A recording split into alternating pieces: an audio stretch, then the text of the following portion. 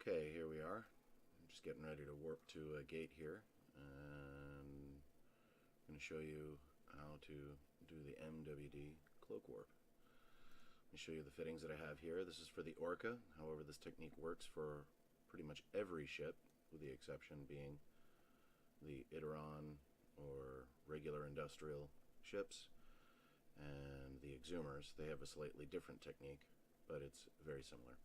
So here on the Orca, in order to be able to do a fully 100% invulnerable cloak warp, we have on our rigs, as for our rigs, we have 1, 2 engine thermal shieldings. These increase the length of our micro warp drive cycle, each by 20%.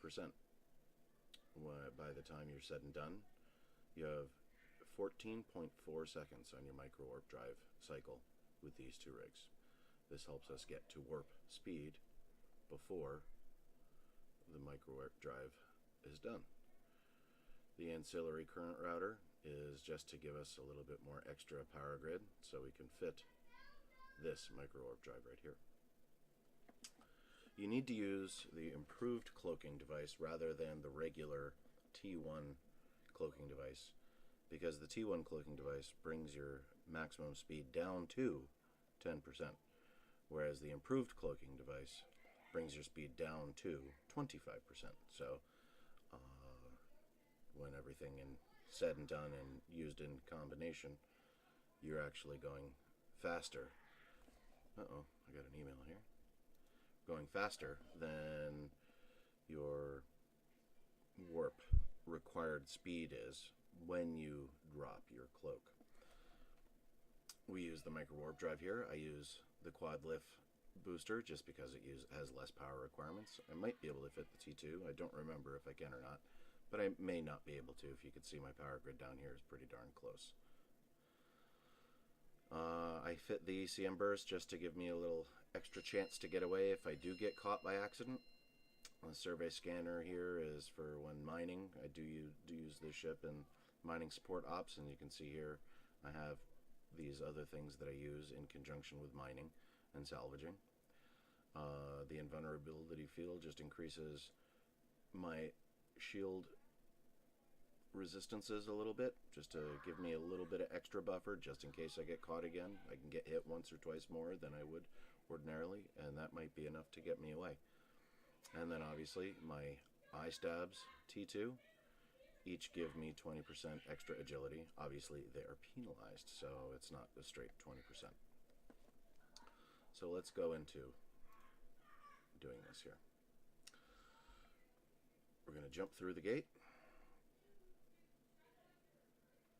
Okay, and this is high sec. I'm just doing high sec for the demonstration purposes, so I don't actually have to worry about busting a camp. Maybe I'll do one that's actually showing busting the camp, but I won't be doing all the commentary in the show how while I'm doing that. So here we are. Let's just go ahead and bring ourselves to dock. Okay, so got this station selected. We're going to hit align to, turn on the micro warp drive, turn on the cloak immediately. Go ahead and turn the micro warp drive off. As you can see, it's still running, about halfway now. And then just as it passes 3/4 cycle, turn off the cloak and hit your warp 2 button. In this case I hit dock, but it's the same thing. And as you can see, instant to warp. That's it. Now you can do this technique, as you can see I just did it in an Orca, which is perhaps one of the hardest ships to do it in.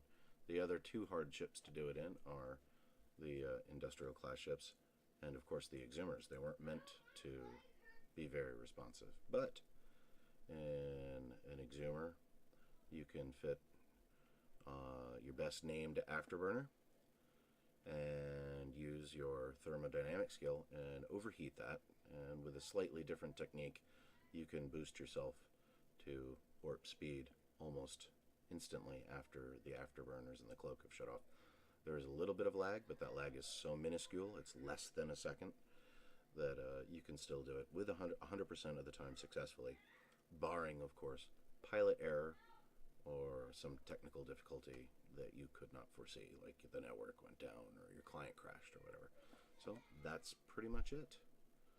I hope this